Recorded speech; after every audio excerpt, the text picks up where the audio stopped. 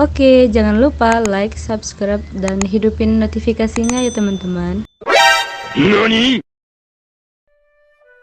Pemberontakan DI atau TII pertama kali muncul di daerah Jawa Barat yang dipimpin oleh Sukarmaji Marijan Kartosoewirjo pada 7 Agustus 1949. Di awal tahun 1948, diadakan pertemuan konferensi antara Kartosoewirjo dengan Panglima Laskar Sabilillah dan Raden Oni Syahroni.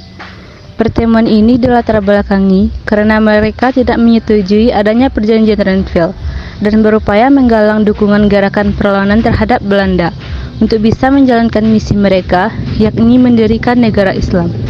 Kartosoewirjo kemudian memilih untuk mendirikan Negara Islam Indonesia atau NII secara resmi yang dipimpin oleh dirinya sendiri.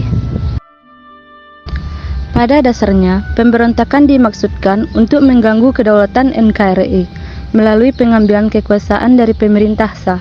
Pemberontakan DI atau TII dipelopori oleh berbagai alasan dari daerah yang ikut terlibat. Namun, mayoritas alasan disebabkan oleh ketidakpuasan akan kebijakan pemerintah. Siapa saja tokoh-tokoh yang terlibat dan bagaimanakah kronologinya? Mari simak penjelasan berikut. Yang pertama, pemberontakan Sukarmaji Marijan Kartosoewirjo di Jawa Barat. Pemberontakan ini dilancarkan mulai tahun 1948. Penyebab pemicu pemberontakan Kartosoewirjo adalah penolakan perjanjian Renville yang menempatkan daerah Jawa Barat di wilayah kekuasaan Belanda. Namun demikian, sekembalinya pemerintahan Indonesia ke Jawa Barat, terutama divisi Siliwangi, Kartosoewirjo terus melakukan perlawanan dan serangan yang memakan banyak korban. Kartosoewirjo bahkan memerintahkan percobaan pembunuhan atas Presiden Soekarno pada 30 November 1957 di peristiwa Cikini. Pemberontakan ini baru berakhir setelah Kartosoewirjo tertangkap pada Juni 1962.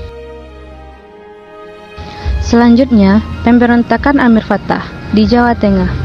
Pemicu pemberontakan ini adalah kekecewaan Amir Fattah akan dominasi kaum kiri, sosialis dan komunis di Tegal dan sekitarnya, wilayah basis kekuasaan Amir Fattah. Akibatnya, Amir Fattah memberontak pada tahun 1950. Pemberontakan dipatahkan setelah operasi militer di wilayah Banyumas mengalahkan pasukan Amir Fattah. Selanjutnya, pemberontakan Daud Bereuh di Aceh. Pemicu pemberontakan ini adalah dihapusnya Provinsi Aceh dan digabungkannya wilayah Aceh dengan Sumatera Utara. Pemberontakan ini berhasil diselesaikan dengan cara damai setelah dilakukannya Musyawarah Kerukunan Rakyat Aceh pada bulan Desember 1962 dan dibentuknya kembali Aceh sebagai provinsi berstatus daerah istimewa. Selanjutnya, pemberontakan Ibnu Hajar di Kalimantan Selatan. Pemicu pemberontakan ini adalah kegagalan para mantan pejuang kemerdekaan asal Kalimantan Selatan untuk diterima di tentara Indonesia saat itu, APRIS atau Angkatan Perang Republik Indonesia Serikat. Kebanyakan bekas pejuang ini tidak bisa masuk tentara karena tidak bisa baca tulis, termasuk Ibnu Hajar sendiri. Mereka juga kecewa dengan adanya bekas tentara KNPL atau Tentara Hindia Belanda di APRIS. Ibnu Hajar membentuk Kesatuan Rakyat Jang Tertindas atau KRJT dan menyerbu pos tentara di Kalimantan Selatan pada bulan Oktober 1950. Selanjutnya, pemberontakan Kahar Muzakar di Sulawesi Selatan. Pemicu pemberontakan ini adalah tuntutan agar para milisi Kesatuan Gerilya Sulawesi Selatan atau KGSS yang dipimpin oleh Kahar Muzakar bisa diterima sebagai tentara. Namun, mereka tidak lolos syarat dinas militer dan hanya ditempatkan sebagai korps cadangan. Lalu, bagaimanakah tindakan pemerintah terhadap pemberontakan ini? Usaha pemerintah dalam menumpas pemberontakan DI atau TII di Jawa Barat yang dipimpin oleh Kartosoewirjo dilakukan dengan dua cara. Cara pertama adalah dengan cara damai. Pada acara ini, pemerintah membentuk sebuah panitia yang beranggotakan Zainul Arifin, Kementerian Agama, Makmun Sumadi Praja, Kementerian Dalam Negeri, dan Kolonel Sadikin, Kementerian Pertahanan. Mereka diberikan tugas untuk mengadakan kontak dengan pimpinan DI atau TII untuk berunding. Namun, usaha ini pun gagal. Upaya lain yang dilakukan pemerintah ialah mengirim surat ke Kartosoewirjo untuk berunding melalui Muhammad Nasir, mantan Perdana Menteri dan pemimpin Masyumi, namun juga tidak berhasil. Karena kegagalan secara diplomatis, akhirnya pemerintah melakukan tindakan militer berupa Operasi Pagar Betis. Operasi Pagar Betis adalah operasi militer Indonesia untuk mengakhiri pemberontakan DI atau TII di Jawa Barat yang dipimpin oleh Kartosoewirjo dengan mengepung markas pemberontak di Gunung Geber.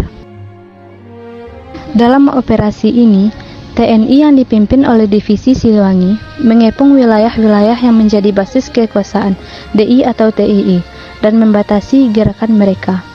Operasi ini dinamakan Pagar Betis karena pasukan TNI mengapung basis-basis pemberontakan DI atau TII sehingga membatasi ruang gerak mereka.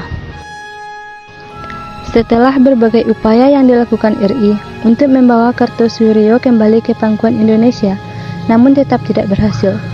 Oleh karena itu, pada 27 Agustus 1949, pemerintah secara resmi melakukan operasi penumpasan gerombolan DI atau TII yang disebut dengan Operasi Bharatayuddha.